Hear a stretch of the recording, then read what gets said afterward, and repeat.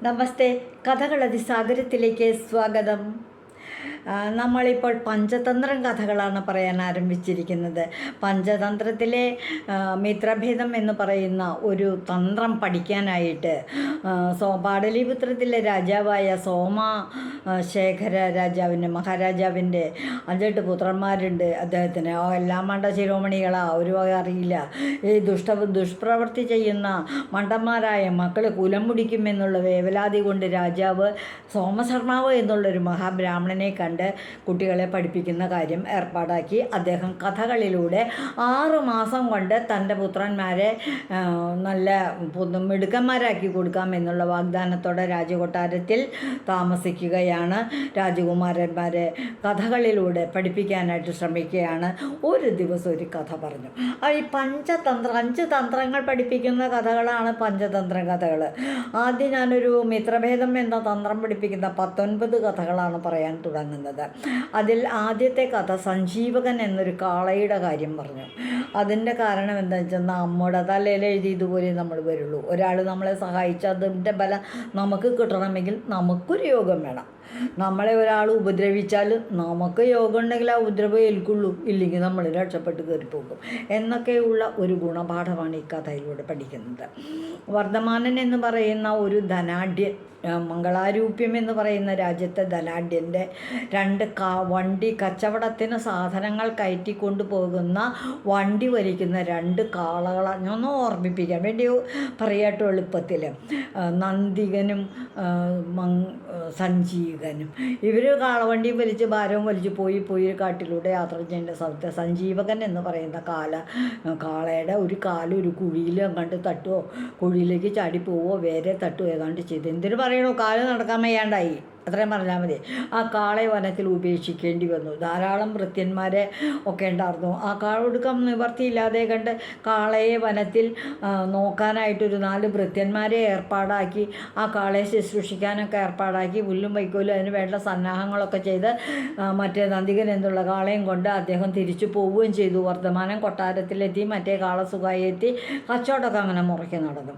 ഈ കാട്ടിൽ സഞ്ജീവനെ ആ കാളയെ, അസുഖം വന്ന കാളയെ നോക്കുന്ന ഭൃത്യന്മാർ നോക്കിയിട്ടോ, നോണയൊന്നും പറഞ്ഞാൽ കൊള്ളൂല്ലല്ലോ. അവർ ഭംഗിയായിട്ട് നോക്കി, പുല്ല് കൊടുത്തു, വളം കൊടുത്തു, ആവുന്നത്ര ശുശ്രൂഷകളൊക്കെ ചെയ്തു.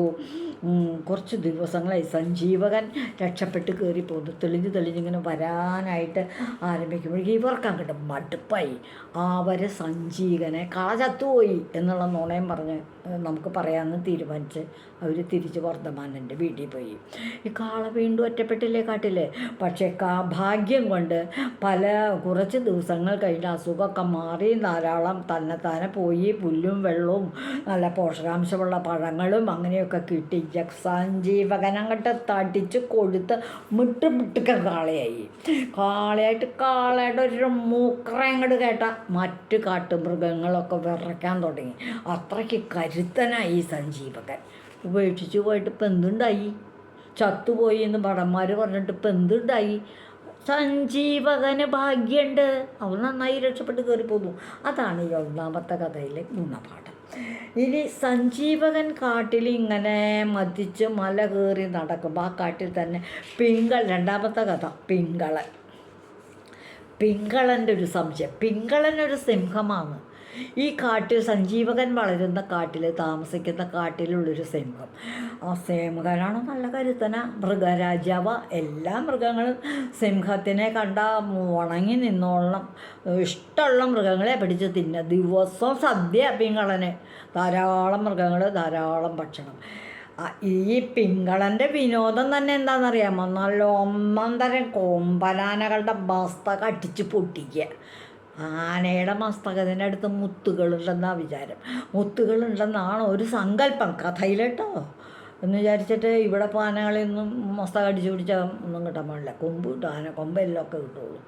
ആ രത്നങ്ങളൊക്കെ എടുത്ത് സിംഹത്തിൻ്റെ നഖത്തുമ്മ വിരലുമയൊക്കെ ഇട്ടിട്ട് ഇങ്ങനെ നടക്കും. ആനയുടെ മസ്തകം, കൊമ്പനാനയുടെ മസ്തകം അടിച്ചങ്ങോട്ട് പൊട്ടിക്കും. അതാ പിങ്കളൻ്റെ വിനോദം. അത്ര കരുത്തനായ സിംഹം ഒരു ദിവസം അങ്ങനെ കാട്ടിൽ മതിച്ച് മല കയറി തിന്ന് കുടിച്ച് രസിച്ച് ജീവിക്കുകയാണ്. അപ്പോൾ ഈ മൃഗരാജൻ സിംഹത്തിന് പിങ്കളന് 2 മന്ത്രിമാരുണ്ട്. ആരാന്ന് പറയട്ടെ, ആ സമയത്ത് സിംഹത്തിൻ്റെ മന്ത്രിയായ ക്രോഷ്ടാവിൻ്റെ 2 മക്കൾ, അവരാണ് ഇപ്പം മന്ത്രിമാരായിട്ട് നിൽക്കുന്നത്. ഒരാൾ കരടകൻ, ഒരാളുടെ പേര് കരടകൻ. കൺഫ്യൂഷനാവും നമുക്ക്. പഞ്ചതന്ത്ര കഥകളിൽ പേരുകളാണ് കൺഫ്യൂഷനാവും. ഒരുപാട് പേരുകളുണ്ട്, കഥയ്ക്കുള്ളിൽ കഥയുണ്ട്. ഞാൻ പറഞ്ഞല്ലോ, ഈ കരടകനും ദമനകനും 2 പേര് ക്രോഷ്ടാവ് എന്ന് പറയുന്ന സിംഹരാജൻ്റെ മന്ത്രിയുടെ മക്കളാണ്. ഇവർ 2 പേരും അച്ഛനൊക്കെ പ്രായമായി. ദമനകന് ഇങ്ങനെ ഈ സിംഹം ഒരു ദിവസം ആറ്റുതീരത്ത് ഇങ്ങനെ വിശ്രമിച്ചുകൊണ്ടിരിക്കുമ്പോൾ നമ്മുടെ സഞ്ജീവകൻ ഒരു മൂക്കറയും കിട്ടും.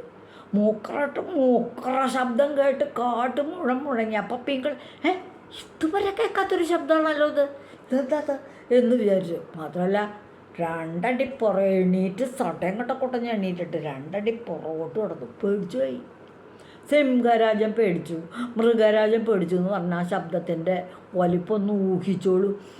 ഇത് കരടകനും കണ്ടു, ദമനകനും കണ്ടു. എടാ, നമ്മുടെ രാജാവിന് എന്തൊരു പേടി പറ്റിയിട്ടുണ്ട് രാജാവിൻ്റെ. നമുക്ക് അപ്പോൾ ഇയാൾ പറഞ്ഞു, കരടകൻ്റെ ദമനകൻ പറഞ്ഞു, രാജാവിന് ഈ ശബ്ദം കേട്ടപ്പോൾ ഇത്തിരി പേടി പറ്റിയിട്ടുണ്ട് എന്ന് പറഞ്ഞു. അപ്പോൾ ഉടനെ തന്നെ കരടകൻ മറുപടി പറഞ്ഞു, നമുക്കിപ്പോൾ എന്തിനാ ഈ മൃഗരാജാവിൻ്റെ കാര്യത്തിലൊക്കെ ഇടപെടണേ?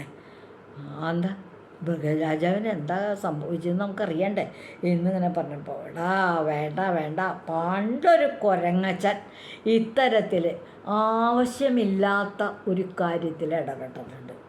ഇടപെട്ടിട്ട് കുരങ്ങച്ചൻ്റെ കഥ നിനക്കറിയാമോ? എന്താ സംഭവിച്ചതെന്ന്? ആവശ്യമില്ലാതെ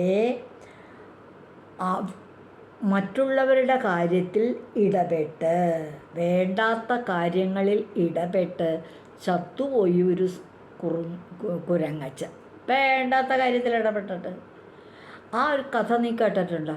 ഇല്ല, ഞാനത് കേട്ടില്ല. എന്നാൽ ഞാനിപ്പോൾ കഥ പറയാം. അങ്ങനെ കരടകൻ മറ്റുള്ളവരുടെ കാര്യങ്ങളിൽ, വേണ്ടാത്ത കാര്യങ്ങളിൽ ഇടപെട്ട കുരങ്ങച്ചൻ ചത്തുപോയ കഥ ദമനകന് പറഞ്ഞു കൊടുക്കുന്നതാണ് അടുത്ത കഥ.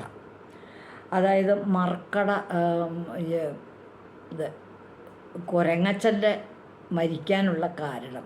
അപ്പം ഈ കഥയിൽ നിന്ന് നമുക്ക് കിട്ടുന്ന ഗുണപാഠം എന്താണ്? ആവശ്യമില്ലാത്ത കാര്യത്തിൽ ഇടപെടരുത്, ജീവഹാനി വരെ സംഭവിക്കാം എന്നുള്ളൊരു പാഠമാണ് ഇനി വരാൻ പോകുന്ന കഥയിൽ നിന്ന് പഠിക്കുന്നത്. ഇടപെട്ടാലുണ്ടാകുന്നതിൻ്റെ കാര്യമാണ് ഇവിടെ. ഇടപെടാൻ പാടില്ല എന്നുള്ളൊരു സൂചനയാണ് ഈ കഥയിൽ നിന്നും കിട്ടുന്ന ഗുണപാഠം. പിങ്കളൻ എന്ന സിംഹം മൃഗരാജനെന്ന് പറഞ്ഞിട്ട് കാര്യമില്ല. ചിലപ്പോൾ അതിലും ചെറിയവൻ രാജാവിനെ ഭയപ്പെടുത്തും. ചെറിയവനും ഉണ്ടൊരു കരുത്ത്. അതും ഈ കഥയിൽ നിന്നും മനസ്സിലാക്കാം. ഇതാണ് പിങ്കളൻ എന്ന സിംഹത്തിൻ്റെ സംശയം. പിങ്കളൻ്റെ കഥയാണ് ഇപ്പം നമ്മൾ പറഞ്ഞത്. ഇതുവഴി വന്നാലും ഇത്തിരി നേരം ഇരുന്നാലും കഥകൾ കേട്ടാലും കളിയായി പറയും കഥയാണേ, കാര്യം പറയും കഥയാണേ. അറിയണ്ടേ നിങ്ങൾക്ക് കുരങ്ങച്ചൻ എന്താ പറ്റിയെന്ന്? അടുത്ത കഥയിൽ പറയും. എല്ലാവർക്കും നന്ദി. പഞ്ചതന്ത്രത്തിലെ കഥകൾ മനസ്സിലാക്കൂ, മറ്റുള്ളവർക്ക് പറഞ്ഞു കൊടുക്കൂ.